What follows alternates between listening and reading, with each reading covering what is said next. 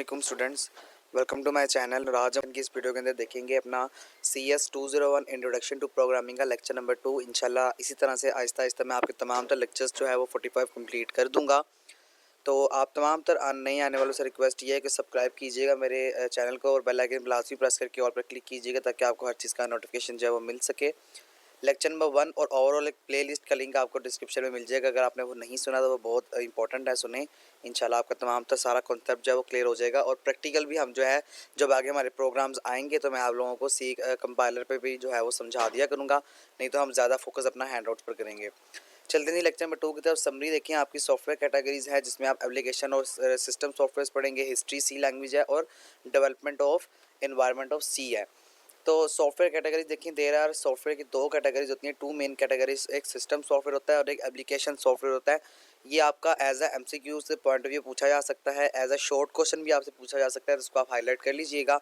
नाम आपको बेसिकली याद होने चाहिए। सिस्टम सॉफ्टवेयर कौन सा सॉफ्टवेयर होता है? जो कि कंट्रोल करता है सिस्टम को। It communicate with computer hardware, keyboard, mouse modem वगैरह वगैरह।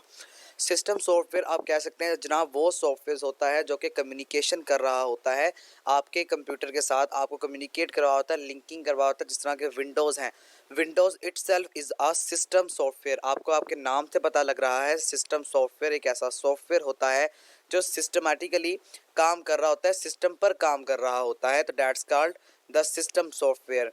एग्जाम्पल्स आपने याद रखनी है, एग्जाम्पल्स आपसे MCQs में भी और आपके क्विज में भी आ सकती हैं।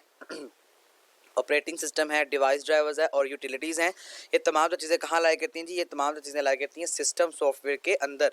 उसके आगे देखिए, ऑपरेटिंग सिस्टम के बारे में बता रहा है आपको। ऑपरेटिंग सिस्टम की शॉर्ट फॉर्म होती है OS।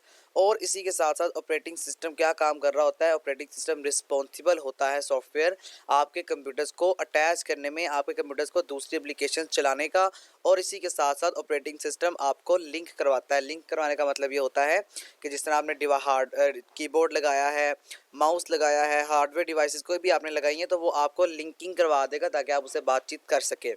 तो ये ऑपरेटिंग सिस्टम का काम होता है। यहाँ पर इसकी डेफिनेशन है, यही लिखी हुई जो मैंने अभी आपको बताई है। Operating system is a software that responsible for controlling the allocation and usage of hardware resources such as memory, central processing unit, time disk और एक्सेट्रा।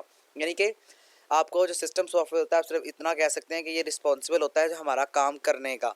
डिवाइस ड्राइवर्स देखें, आप तमाम तो लोगों को पता है कि डिवाइस ड्राइवर्स के बगैर आपका काम कोई भी पॉसिबल नहीं हो सकता है। मैं अगर आपसे एग्जांपल में बात करूं तो देखिए कि आपको पता है जो CD रूम है, यहाँ पर इसने दिया हुआ है कि जो CD रूम होता है, साउंड कार्ड होता है, ड्राइवर होता है, मॉडर्न ड्राइवर होता है। ये तमाम तो चीज़ें आपके ड्राइवर के बगैर नहीं चलती हैं। अगर आपने कोई प्रिंटर अटैच करना है अपने कंप्यूटर के साथ, तो उस प्रिंटर का ड्राइवर होना आपके कंप्यूटर या आपके लैपटॉप में लाजमी होता है। तो डिवाइस ड्राइवर्स बहुत ज़्यादा इंपॉर्टेंट होते हैं किसी भी हार्डवेयर डिवाइस को लिंक करवाने के लिए, हार्डवेयर डिवाइस से बात करने के लिए कंप्यूटर के ऑपरेटिंग सिस्टम के साथ। तो that's was the main reason disk या ड्राइवर्स या device drivers also known as the system software. Utility software देखिए जी, यूटिलिटी सॉफ्टवेयर का क्या काम होता है? यूटिलिटी सॉफ्टवेयर एक प्रोग्राम होता है जो कि परफॉर्म करता है वेरी स्पेसिफिक टास्क, यूजुअली आमतौर पर related to managing system resources. You would have notice, आपने नोटिस किया होगा, utility of disk compression, whatever you write a file and save it to into disk. वो कह रहा है कि यूटिलिटी सॉफ्टवेयर का मतलब मैं आपको बताता चलूँ तो सिर्फ इतना सा होता है, छोटा सा मैं आपको एक पॉइंट बताऊंगा जिससे आपने माइंड में याद रखना है कि आप अपने डेटा को कंप्रेस कर लेते हैं। कंप्रेस करने का मतलब ये होगा कि अगर आपकी 1 GB की, 2 GB की, 3 GB की फ़ाइल है तो आप उसे कंप्रेस कर रहे हैं। तो वो कंप्रेस करने के बाद जो है, अगर 3 GB की फ़ाइल है तो वो सिर्फ 800 समथिंग MBs की बन जाएगी, 700 समथिंग MBs की बन जाएगी। तो आपको कंप्रेस करना डेटा बड़ा इंपॉर्टेंट होता है। इससे आपको फ़ायदा ये हो सकता है कि आप अपने मेमोरी में या अपने कंप्यूटर के अंदर डेटा अच्छी तरह स्टोर कर सकते हैं और अपना डेटा जो है वो ज़्यादा स्टोर कर सकते हैं एक मेमोरी के अंदर। उसके आगे बड़ी इंपॉर्टेंट लाइन यहाँ पे लिखी हुई जिसको मैंने आप लोगों के लिए हाईलाइट किया है जी, the compiler and interpreter also belong to the system software category. जो कंपाइलर और इंटरप्रेटर होते हैं ये सिस्टम सॉफ्टवेयर कैटेगरी से बिलोंग करते हैं। ये दोनों चीज़ें आपने याद रखनी है। ये आपके MCQs के पॉइंट ऑफ व्यू से बहुत इंपॉर्टेंट क्वेश्चंस हैं और ये आपके पेपर में या आपके मिड टर्म में बहुत ज़्यादा आते होते हैं, जो कि ये बहुत इंपॉर्टेंट लाइन है। आगे देखें जी, एप्लीकेशन सॉफ्टवेयर क्या होता है। एप्लीकेशन सॉफ्टवेयर का मतलब होता है कि आपके ऑपरेटिंग सिस्टम पर जो सॉफ्टवेयर चल रहा होता है। मिसाल के तौर पे देखिए, यहाँ पर मेरे पास एक ये एडोब फोटोशॉप है। अब एडोब फोटोशॉप मेरी विंडो के ऊपर इस टाइम मौजूद है, विंडो के ऊपर चल रहा है। तो इसका मतलब क्या होगा, इसका मतलब ये होगा कि adobe Photoshop is a application software जो कि किसके ऊपर काम करता है, ऑपरेटिंग सिस्टम के ऊपर काम करता है, और ऑपरेटिंग सिस्टम आपके कंप्यूटर हार्डवेयर के ऊपर वर्किंग कर रहा होता है। इसकी भी कुछ एग्जांपल्स है। आपको पता है कि एम एस वर्ड है, एम एस एक्सेल है, एम एस पावर पॉइंट है, ये तमाम चीज़ें आपको एप्लीकेशन सॉफ्टवेयर के अंदर आप, ये इन्होंने एग्जांपल यहाँ पे नहीं दी हुई, लेकिन मैंने आपको बता दी है, बस चीज़ को याद रखिएगा। हिस्ट्री ऑफ सी लैंग्वेज बात करते हैं, ये इतनी इंपॉर्टेंट नहीं है। हाँ, ये है कि एक दो डेट्स में भी किसी बंदे के एमसीक्यूज़ में क्विज में आ जाएं, तो बस आपने उसके पॉइंट ऑफ व्यू से देखना है। शॉर्ट लॉन्ग क्वेश्चन का इससे कोई ताल्लुक नहीं होता जी। हिस्ट्री क्या होती है सी लैंग्वेज की, जो सी लैंग्वेज है ये डेवलप की गई थी 60s और 70s में बेल लेबॉर्ट्रीज में, बस आपने इसको याद रखना है। एक साइंटिस्ट था जो कि मार्टिन रिचार्ड था, इसने क्या किया था, एज अ लैंग्वेज इसको डेवलप किया था, और इसका नाम शुरू में बी लैंग्वेज था। तो बी लैंग्वेज शुरू में इसका नाम था, फिर इसके वर्जन को अपडेट कर दिया गया था, और इसकी सिस्टम को अपडेट करने के बाद वो भी कहाँ पर, यूनिक्स ऑपरेटिंग सिस्टम को बेल लेबॉर्ट्रीज के अंदर अपडेट किया गया था, फिर इसका नाम बी से सी कर दिया गया था। फिर सी लैंग्वेज को अपडेट किया गया था और फिर इसका नाम सी प्लस प्लस रख दिया गया था, और आज भी आप और मैं ये नाम सी प्लस प्लस के नाम से ही जानते हैं। ये ओवरऑल इसकी रीडिंग आप खुद से कर लीजिएगा, इतना इंपॉर्टेंट नहीं है। जो चीज़ें इंपॉर्टेंट थी मैंने आपको बता दी हैं। एज अ स्टोरी टाइप आप इसको याद कर लें। टूल्स क्या होते हैं जी, ट्रेड के एडिटर। एडिटर का मतलब होता है कि आप जहाँ पर अपना डेटा लिख सकते हैं। जिस तरह से अगर हम गूगल ओपन करें, तो गूगल ओपन करने के बाद देखिए, यहाँ पर मैंने आपके लिए गूगल ओपन किया हुआ है, मैं यहाँ पर कुछ भी लिख सकता हूँ। तो यहाँ पर ये जहाँ पर हम चीज़ों को एडिट कर सकते हैं, वहाँ पर आपका जो डेटा होता है ये एडिटर कहलाता है। कंपाइलर के अंदर आप इस चीज़ को देखते हैं, कंपाइलर के अंदर आपका एडिटर होता है जहाँ पर आप अपना प्रोग्राम लिख रहे होते हैं। उसके आगे आता है कंपाइलर और इंटरप्रेटर। ओके जी, कंपाइलर का मतलब क्या होता है, कंपाइलर और इंटरप्रेटर अभी आपने पीछे पढ़ा है, ये दोनों के दोनों सिस्टम सॉफ्टवेयर हैं। पुराने ज़माने में इंटरप्रेटर को इस्तेमाल किया जाता था, और आज के ज़माने में कंपाइलर जो उससे अपग्रेडेड वर्जन है उसको इस्तेमाल किया जाता है।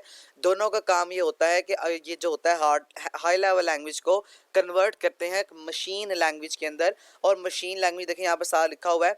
मशीन लैंग्वेज का काम क्या होता है, मशीन लैंग्वेज वो लैंग्वेज होती है जो 0 1 की फॉर्म में होती है, ठीक है।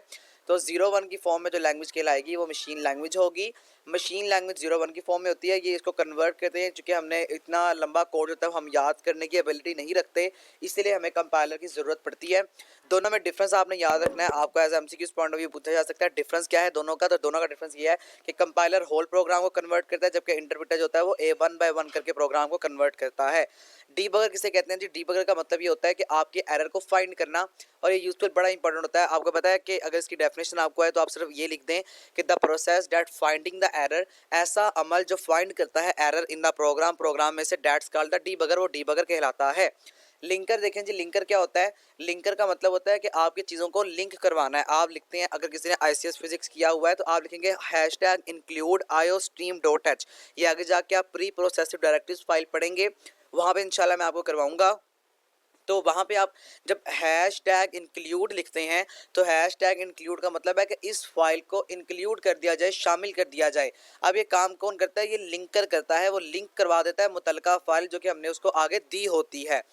आगे आता है लोडर, और ये आपका लास्ट पैराग्राफ जी। लोडर का मतलब क्या होता है, आप अपने प्रोग्राम को लोड करते हैं अपनी रैम के अंदर, अपनी मेमोरीज के अंदर। रैम मेमोरी के अंदर कैसे होता है, आप तमाम तो लोगों को जो कंप्यूटर साइंस पढ़ के आए हैं CS 101 के अंदर आपने पढ़ा हुआ है कि जनाब ऐसे होता है कि हर प्रोग्राम जो हम अपने कंप्यूटर में या मोबाइल में ओपन करते हैं, वो प्रोग्राम या वो एप्लीकेशन हमारी सबसे पहले रैम में जाती है, यानी रैंडम एक्सेस मेमोरी उसको एक्सेस करती है। और उसके बाद जो होता है आपके पास वो CPU में जाता है, CPU अपना काम करता है, टास्क परफॉर्म करता है, दोबारा से उसको मेमोरी की तरफ भेज देता है थ्रू बसेस। ये एक अलग कहानी है। फिलहाल ये तमाम चीज़ें जब आप अपना प्रोग्राम लिखते हैं तो उसको लोड करने वाला एक लोडर होता है जो आपके प्रोग्राम को लोड करवा देता है। यहाँ तक आपका जो लेक्चर 2 है CS 201 का, वो मैंने करवा दिया कवर आपका। आई होप सो आपके तमाम चीज़ें क्लियर हो चुकी होंगी। इंपॉर्टेंट चीज़ें मैं अगर आपको बता दूं तो इंपॉर्टेंट चीज़ें इसमें सिस्टम सॉफ्टवेयर की कैटेगरीज हैं। बाकी जो लिंकर लोडर है इसकी बस आपने डेफिनेशन को याद कर लेना एक दफ़ा से, ये आप लोगों के लिए इंपॉर्टेंट ज़्यादा है, ठीक है। यही आपके as a short question MCQ point में पूछा जा सकता है। कोई चीज़ समझ नहीं आई तो मुझसे कमेंट्स में लाजमी पूछिएगा, इंशाल्लाह एज सून एज पॉसिबल आपके कमेंट का रिप्लाई करके आपका कॉन्सेप्ट क्लियर कर दिया जाएगा।